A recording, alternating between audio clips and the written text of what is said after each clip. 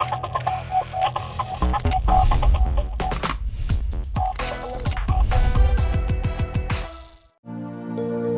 Digital India Summit and Awards 2016 is a revolutionary platform aiming to transform the digital future of India. This summit has brought together some of the industry's foremost leaders from across sectors to discuss and pool in resources that can put India on the global digital map. I would now like to invite a very special person to come up on stage. This person is going to share thoughts on creating a digitally connected India. Ladies and gentlemen, put your hands together for Mr. Amit Midha of Dell. This is the fourth industrial revolution. We are in the middle of a fourth industrial revolution where automation, where software, where technology will create new age of prosperity. Our founder and CEO have said that we are now moving into data economy. And data economy will create several $1 trillion of GDP. The countries, the cities that can engage in this data economy. The amount of data that is being built is mind-boggling. Think about this, 40 trillion gigabytes of data that we will have very soon. An ability to create insights from that and for the betterment of humankind is what the opportunity is. And that's what the data economy is. Coming from a technology industry, I may be biased, but clearly we have to think about technology in a different way. Technology should serve human, technology should democratize data, should serve at the bottom of the pyramid, and should lead to prosperity in the country and in the cities. That has to be the case, because ignoring technology or considering the negative side of technologies would not lead us anywhere close to leading the stage in the world on this. Second, we have to make sure leadership is there. Leadership is there at the city level, at the state level, as well as the national level. This is not about having a national framework executed consistently in every city. City leadership has to decide. City leadership has to create the model plan and has to execute on a consistent basis. And this is where I believe we have a lot of work to do. So the leadership level at the city will be the most critical in making great cities possible. And cities are the ones that is going to make a great nation possible. So the third piece is cities need to have a business plan, just like companies need to have a business plan or business model. And the business models are changing. So it's not sufficient for someone to say the business models that I have executed in the past, if I build a road, it's going to increase productivity. Of course, but is that sufficient? Is that keeping pace with what's going on in the world? And that's where the whole leadership, the business model, and the talent comes together. Here in India itself, we run, of course, a plant. We have several thousand, 27,000 team members to be exact. And clearly, we have a manufacturing plant, R&D, and we are super excited about Digital India because this is the space where no matter which company you talk to, which startup you talk to, you will find Dell there. So think of Dell as a new company, but more importantly, think of how we can make India leading on a global stage in the coming years. Thank you very much for your time, and thank you for all your support. Thank you. Now, on to our next session, and this one is a personal favorite. It is the flavor of the season, entrepreneurship, and no one seems to be untouched by this euphoria with the Prime Minister's clarion call for Startup India, Stand Up India in a recent mega event organized by the government. Now, this session is called Digital India, Developing Digital Entrepreneurs. So, ladies and gentlemen, please welcome on the panel Mr. Ravi Gururaj, Chairman, NASSCOM Product Council and Founder CEO, Kickbot. Mr. Sharat Sharma, Co-Founder, iSpirit. Mr. Saurabh Srivastava, Entrepreneur and Co-Founder, Indian Angel Network. Mr. Sanjeev Agarwal, Founder, Helion Ventures. Mr. Sanjay Sethi, Founder and CEO, ShopClues. Mr. Mahesh Murthy, Founder, Pinstorm and Co-Founder, Seed Fund. To moderate this session, 18 hours, Chandra R. Srikanth. Let me really kick it off with the elder statesman, so to speak, on this panel, Saurabh Srivastava. The theme for this is developing digital entrepreneurs. But when you talk about digital entrepreneurs, you immediately think of, Flipkart, Snapdeal, Uber, Ola. How do you really broad base it, go beyond consumer internet? What is really your idea of digital entrepreneurship? We're in what you would call digital revolution. But when we had the industrial revolution caused by the steam engine, but everybody who was an entrepreneur at that time was doing something in manufacturing. It wasn't somebody who was building steam engines. So this is much broader because when you look at the whole digital space, the disruption is across multiple levels. You have disruption because you have a number of different pieces that have come together. Because it's cheap to store and process data, you have big data. You have tools like analytics which allow you to get intelligent information out of big data, right? You have a whole world which is connected. So communication is cheap, it's pervasive. So suddenly you have a lot of things. You have a lot of different ways of solving old problems.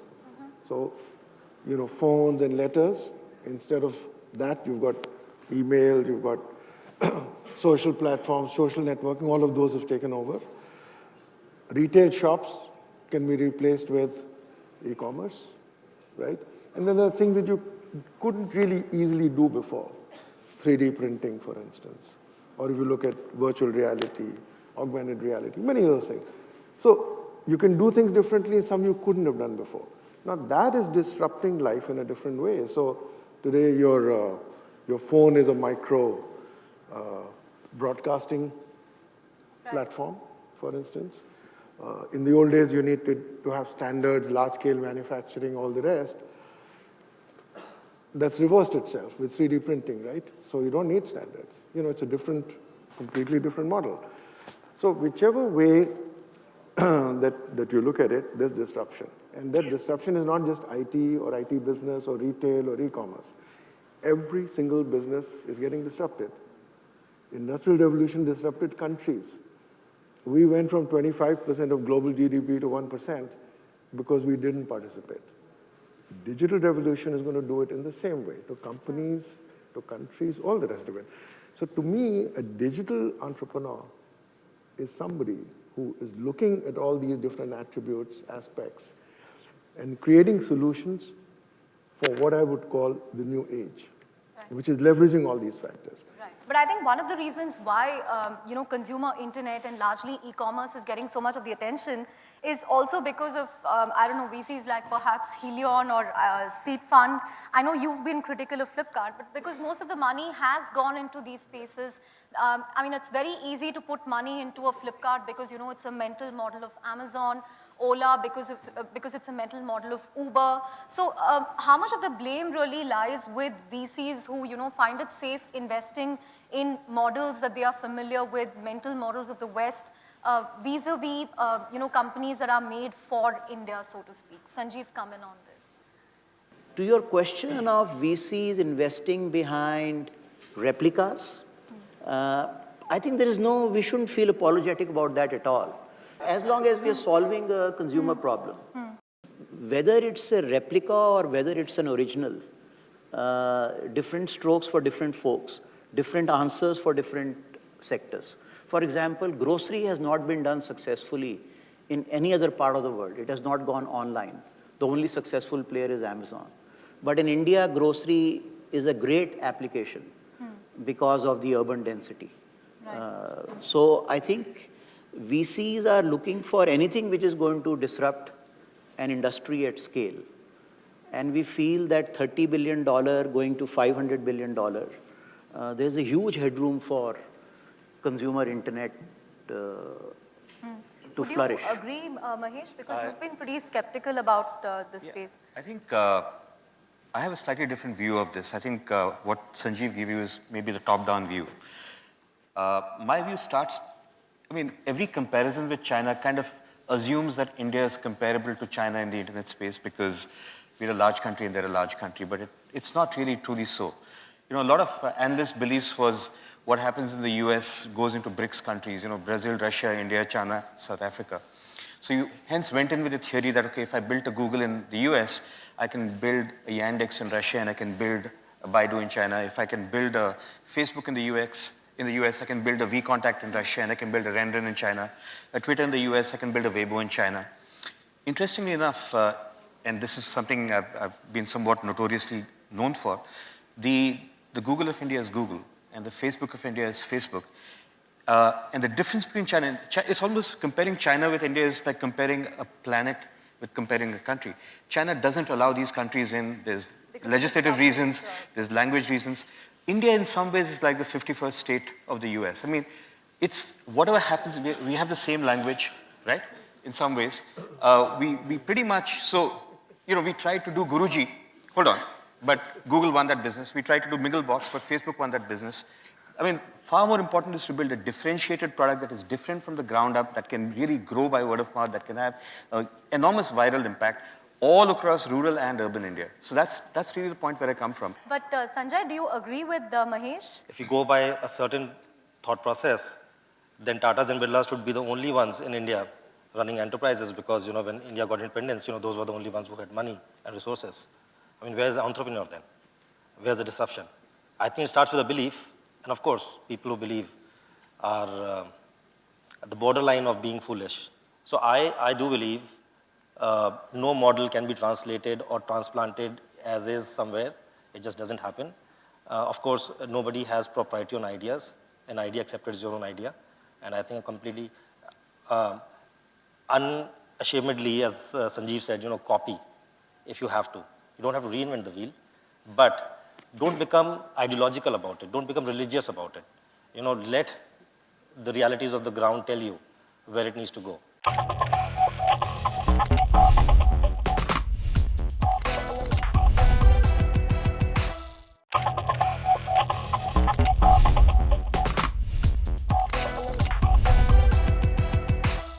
Sharad, you know, beyond the whole consumer internet space, you're someone who's consciously stayed away from all the glamour and the, you know, the sexy valuations in that space. What would you say? I mean, are we missing out on that whole aspect of digital entrepreneurship because, you know, there are no fancy valuations chasing these companies? See, the airlines have never made made profits. I think, you know, Warren Buffett famously said if he was there when Wright brothers were there and he had invested in the airline industry, that would have been a mistake. Had we invested in the aircraft industry, that would have been a success. And the reason the airlines don't make money is because ultimately all of us as consumers always opt for the cheaper air flight to Bangalore, you know, in that window that we're looking at. You know, given the basket of airline choices that we have, you know, so I am happy to fly Jet and Indigo. And very often, if there is substantial fare difference, I'll pick the lower fare airline. And since there is no stickiness on the front end, despite having loyalty programs and giving frequent flyers worth trillions of dollars, there's no stickiness on the front end. The airline industry operates at the margin structure of the most desperate person in that quarter. Right? And therefore, it never makes money. There is a structure of the market that prevents it from making money. And that is the case with e-commerce, unfortunately, right? It has no stickiness on the front end. With a few exceptions, none of them have actually focused on making that happen. So it is not an industry that's going to make money. But so my point is, really, you know, do you want to operate in a pickaxe business or do you want to operate in the gold rush business? I don't believe that the e-commerce is ever going to be meaningfully profitable here in India. So that's an investor point of view, as an angel investor point of view. The larger point that you raised is I think we have corrupted our entrepreneur ecosystem by having these traveling Russian, Chinese, Qatari, New York hedge fund guys coming in who are clueless about India, where they bought this idea that Indian metro middle class is 100 million people. Ultimately, entrepreneurship is about disrupting a larger incumbent in an asymmetric relationship, which means it's more than money. It's about smart, you know, playbooks that he talked about. It's not about more money winning. It is about you are the underdog and yet winning, right? In that, the VCs bring something more than money to the table.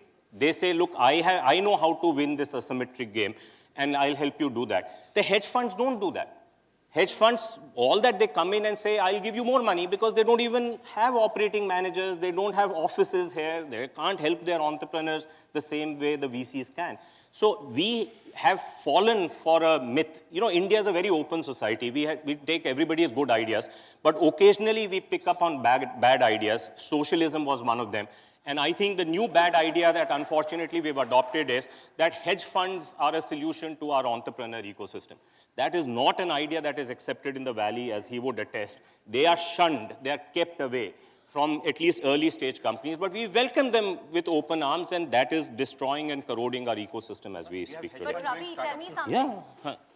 Without a Tiger Global or a Yuri Milner or, the Qatari guys, where would most of the Indian startups be today? Regardless, I think, fundamentally, let's up-level this conversation a little bit. When I see digital entrepreneur as the topic of the day, I think of it as technology-infused entrepreneurship that is going to, grow rapidly across India. Of that, I have no doubt, okay? I have no doubt that across India, there are problems, real problems, that will be solved with technology.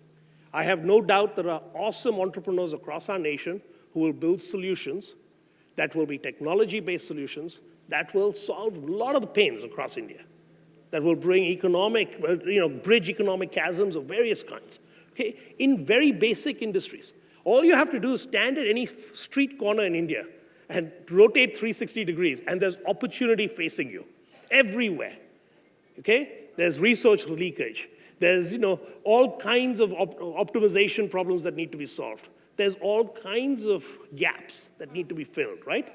I think that's going to happen regardless. I don't think it's going to be hedge funds necessarily that are going to fix that. I think the hedge funds went after the top 30 companies in India that were looking at, high growth, and they thought an opportunity. And really that was a result of them, this China roadshow. Different waves of investments have happened. And every time you you kind of destroy the ecosystem one time, and then you rebirth it, right? With a new set of companies, new set of innovations. So I have no problems with, the trends. I don't kind of watch the micro, okay, the wave is up today, the wave is down. All I'm betting on is the trend is up and to the right in terms of technology, in terms of entrepreneurial. That entrepreneurial genie is now out of the bottle across India. That's the good thing, Okay, there are so many people who want to respond to Ravi. I think I'll start with Saurabh. Yeah, and then I'll. The point I wanted to make is to extend a little bit of what Ravi was saying. See, I don't believe there is something like, we had this license permit quota Raj in the old days, where we decided who was good and who should do what. I don't think we should put this license permit quota Raj in the entrepreneurial ecosystem. So I don't subscribe to good investors, good entrepreneurs, entrepreneurs, good spaces, bad spaces. There's a free market. When the economy is growing at 8%, there's a lot to catch up on. The only way we're going to create 10 million jobs a year is to have loads of entrepreneurs. Global data says big companies don't do that, governments don't do that. So it's playing out just fine. Now, within that, of course, there will be infirmities. There'll be wrong decisions, there'll be failures, we'll have people taking the wrong kind of money or making the wrong kind of investments or right investments. I don't think we should judge that. I think it's too early. We're just starting. So personally, I think it's great that it's happening. I don't think we should dump on e-commerce like we're doing right now, because the fact is that it's solving some great problems in India. Shad, you want to come? You see, I want to make a distinction. As an investor, of course, people are free. As an entrepreneur, people are free. But as a country, we must make a call. So I want to illustrate this. This is a nationalism. It is. I'll tell you why. What is important here, and I think this thing is not fully understood. So I'm not blaming anybody, but I'm expressing a point of view here. Keep in mind, Indigo is a well-run airline, one of the best airlines in the world.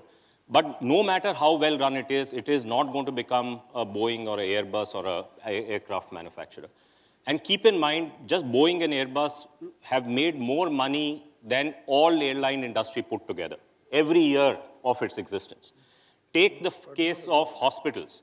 Pfizer, even before its current acquisition, makes more money, more profits than top 100 for-profit hospital chains in the US. Microsoft, in its humbled state, makes more money than the top 20 IT services companies of the world, which includes Accenture, Infosys, Wipro, you name them, right? You can go on and on. Cisco makes more money than the top 5 mobile operators of Europe, which includes Telefonica and Vodafone, the top 2 in the global 5. So the fact is that the value in the economy is being captured by these kind of companies. And this is why US, do you think Cisco would have existed if there was no DARPA? It would not have existed. So US understands this and therefore encourages companies like Boeing and like Cisco by creating ecosystem elements so that they can thrive and succeed. We have, on the other hand, created a generics biopharma industry that has created no drug discovery. We are the only country in the world that has created a large telecom services industry where our largest telecom equipment player is only $130 million. For heaven's sake, Scandinavia, an open society, open marketplace, created Ericsson and Nokia. And so we are repeatedly losing the plot. And why are we losing the plot of not creating these foundational industries? Is because of this kind of woolly thinking which says it doesn't matter. Of course it matters. And since it matters, I am not saying you deny anybody from becoming an e-commerce player, but you create the building blocks, you create the encouragement so that the substantial parts of the industry that need to come up, which is where value creation will happen, is also going to thrive. And if you don't do that, you will not get success at all. Thank you, Chandra, and thank you all of you panelists for that wonderful discussion. Ladies and gentlemen, put your hands together. This was easily the best discussion we've had so far.